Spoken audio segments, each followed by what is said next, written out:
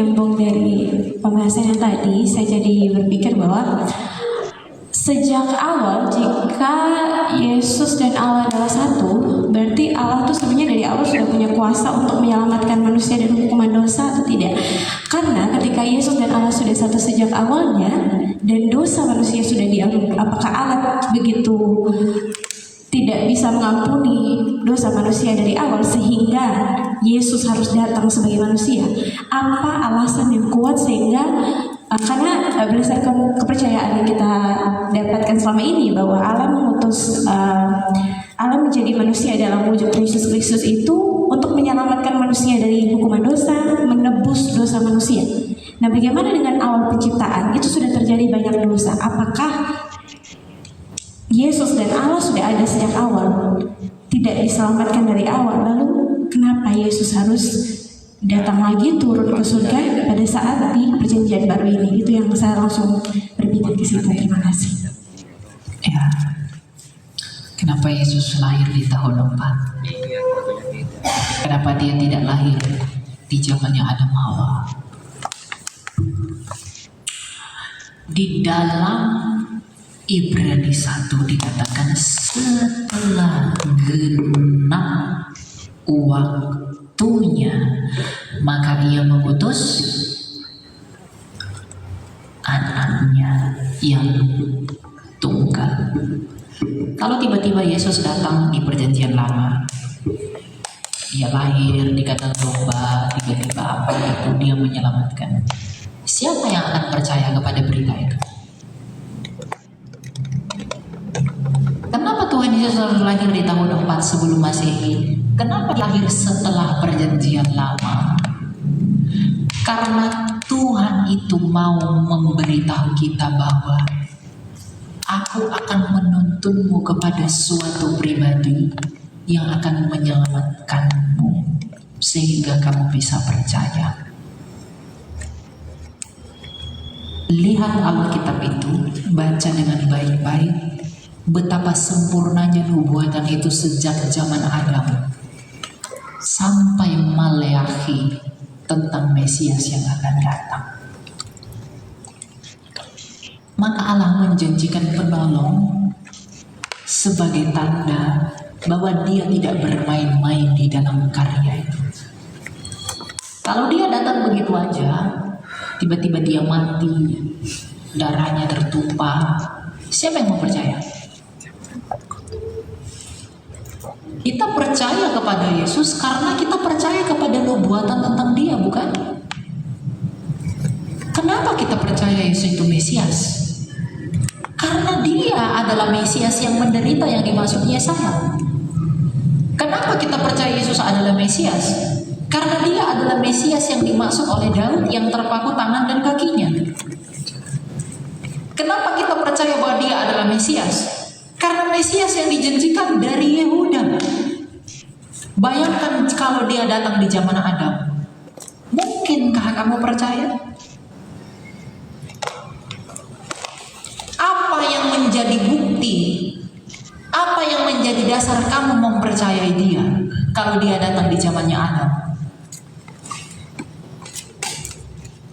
Kita punya alasan percaya, kita punya iman untuk percaya bahwa Yesus adalah Mesias. Dia telah mati di kayu salib. Kenapa? Karena dia menggenapi semua nubuatan yang berdiri selama 2000 tahun ditulis berangsur-angsur.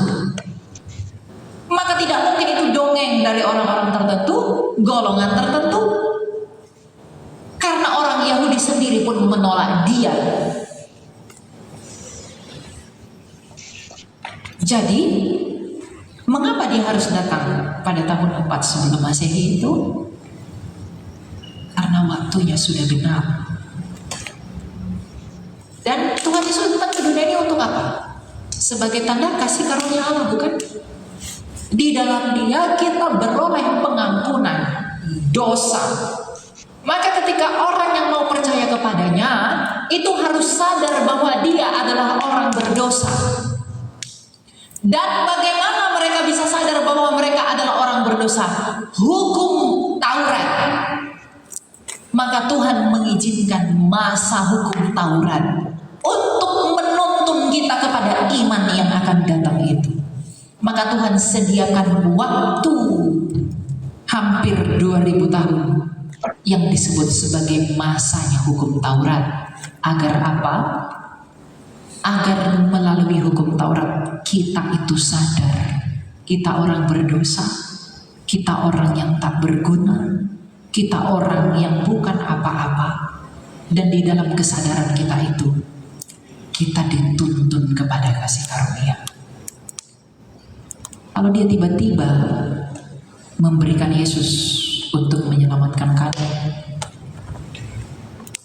sekarang saya tanya, apa alasanmu untuk percaya? Kalau dia tiba-tiba ada di zaman Adam, apa alasanmu untuk percaya? Kalau kamu tidak diberitahu bahwa kamu begitu berdosa, kita begitu berdosa, maka di dalam keberdosaan kita yang ditunjukkan oleh hukum Taurat itu, kita datang kepada Kristus. Kalau hukum Taurat itu tidak ada, apakah yang menjadi cerminnya kita sehingga kita perlu merendahkan diri dan menyambut kasih karunia? Makanya dalam Galatia 3 tadi kita baca, hukum Taurat adalah penuntun untuk iman yang akan datang.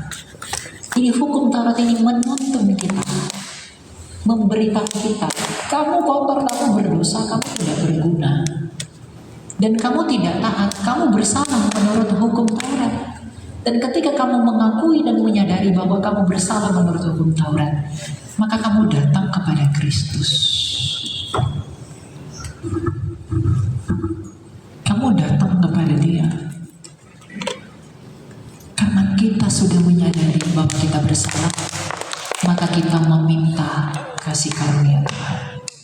Kalau Dia tiba-tiba datang di abad pertama, kamu sendiri, saya tanya secara pribadi, apa yang menjadi alasan mempercaya kepada Dia?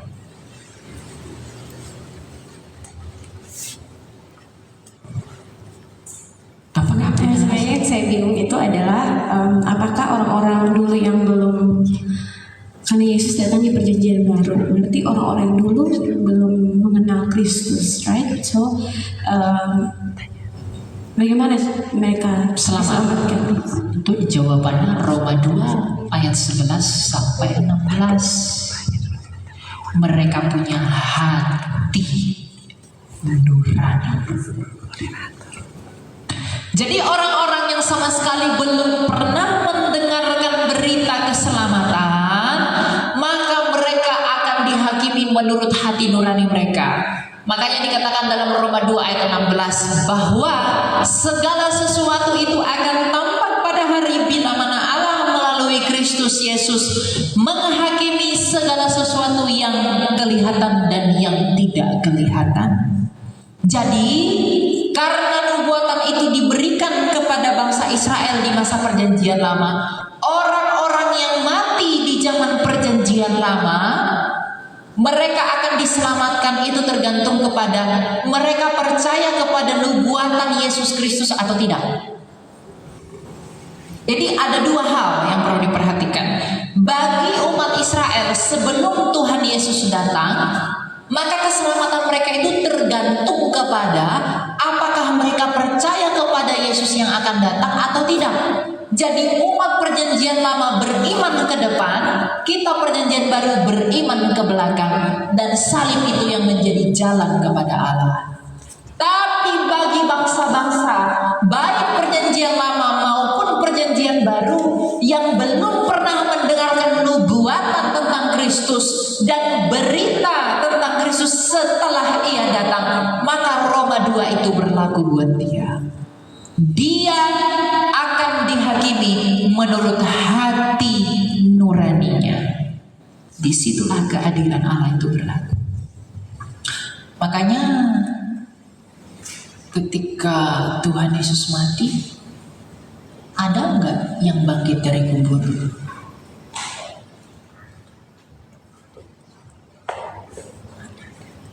Itulah umat perjanjian lama yang dibebaskan oleh Tuhan Yesus.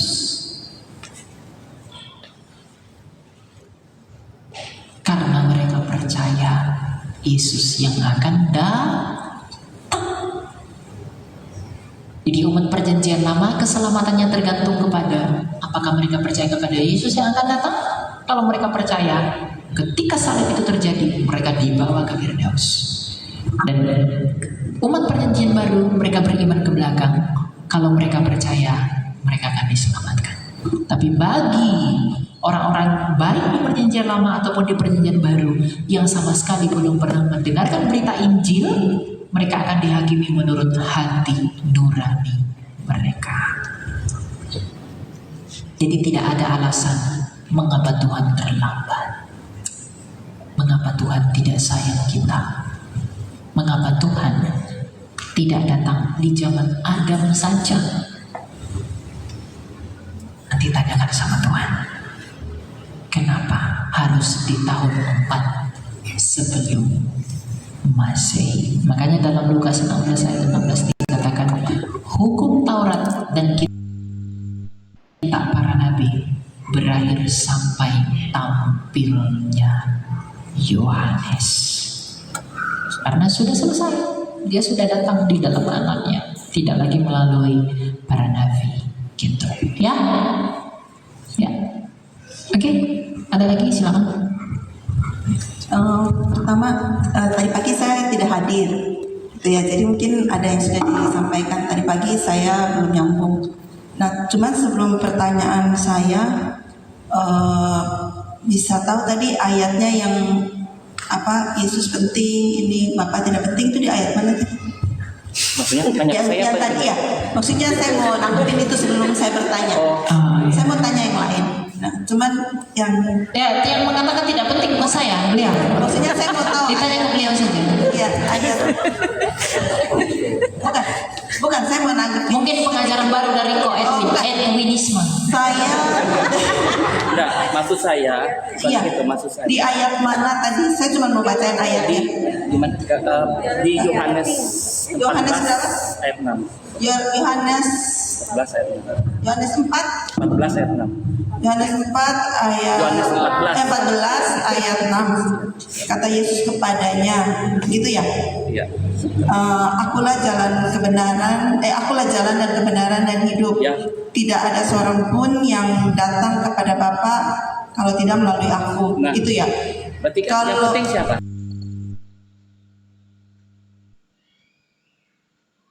Berarti kan yang penting siapa? Kalau pengertian saya mengenai ayat ini, Yesus itu kita.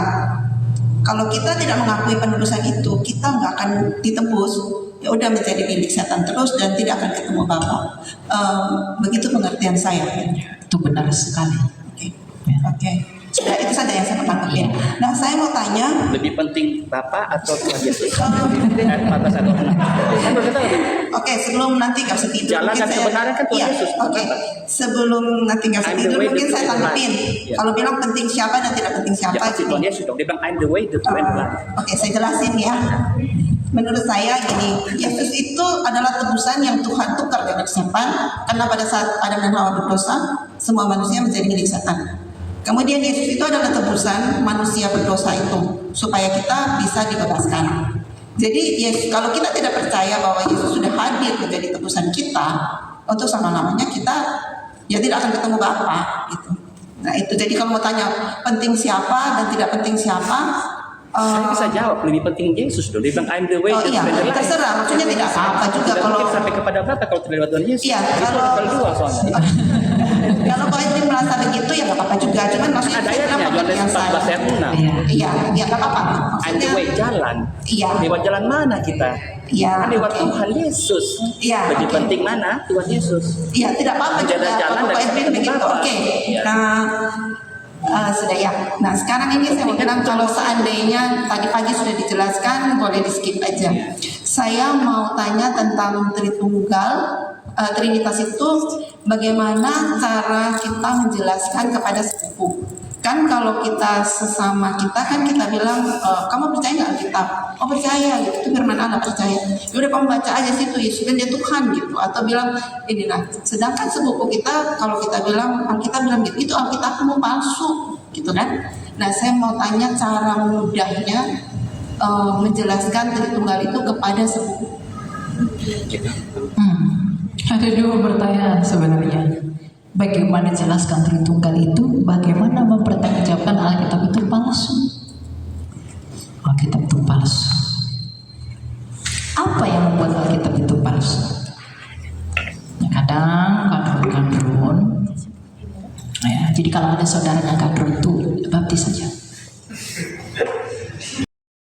Kami sang Bapa yang memiliki firman dan memiliki roh. Oleh firman dia menciptakan segala sesuatu, oleh roh dia menghidupi segala sesuatu. Yohanes 1 ayat 3, Yohanes 1 ayat 1, Ayub 33 ayat 4, Yohanes 1 ayat 14, Kejadian 1 ayat 3. Banyak ayatnya. Hanya saja memang untuk menjembatani dan menjelaskan itu kepada orang awam, apalagi dari iman lain. Jangankan iman lain, orang Kristen sendiri masih banyak yang pusing. Tapi pusing kan bukan berarti tidak bisa. Maka mari sama-sama belajar, memberi diri untuk belajar. Jangan mau yang simpel-simpel aja itu, pokoknya Tuhan Yesus memberkati lah. Kalau Tuhan Yesus yang kamu imani ternyata Tuhan Yesus yang saksi Jehovah, buat apa? Tuhan Yesus yang adalah ciptaan, buat apa? Gitu. Ya, jadi cara menjabarkannya itu bahwa Tritunggal itu berbicara tentang Allah kami yang esa, kebagaimana Allah kami yang satu, bahwa Allah kami yang satu adalah Sang Bapa yang memiliki firman dan roh. Itulah Tritunggal. Boleh diulang oleh firman dia. Boleh apa yang sudah dicatat? Belum. Oleh firman dia menciptakan segala sesuatu. Jadi Tritunggal itu adalah penjabaran tentang bagaimana Allah kami yang satu itu, yaitu Sang Bapa yang memiliki firman dan roh. Firman itu disebut anak, itulah yang menjadi manusia, disebut dengan Yesus. Yohanes 1:14 gitu, ya. Ya, boleh diulang. Saya mau minta diulang itu yang tadi oleh firman dia menciptakan Segala sesuatu dan oleh roh ia menghidupi segala sesuatu.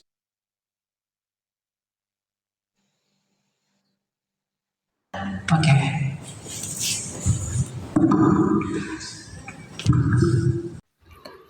Roma 10 ayat 17.